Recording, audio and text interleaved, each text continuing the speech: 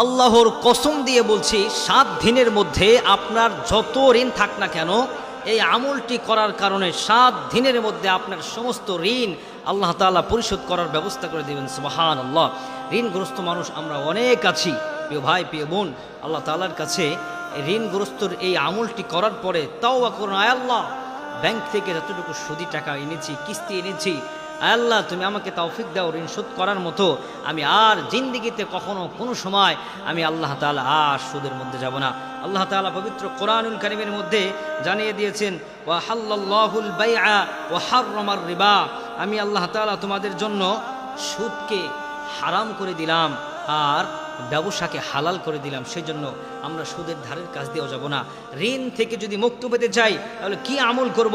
আল্লাহ তাআলা জানিয়ে দিয়েছেন, আল্লাহু ইউদাইফু লিমান ইয়াশা ওয়াল্লাহু ওয়াসিউন আলিম। আল্লাহ জানিয়ে দিলেন, ওয়া তারযুকু মান তাশাউ বিগাইরি হিসাব।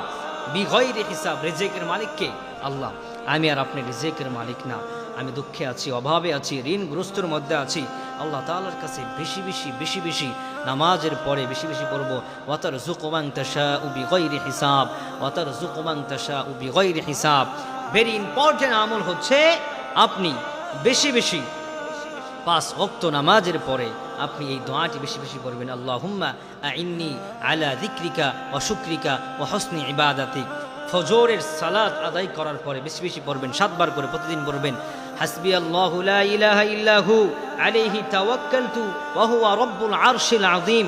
এবং মাগরিবের সালাত আদায় করার পরে মাগরিবের পরে এই দোয়াটি আপনি বেশি বেশি পড়বেন, হাসবি আল্লাহু লা ইলাহা ইল্লাহু আলাইহি তাওয়াক্কালতু ওয়া হুয়া রাব্বুল আরশিল আযীম।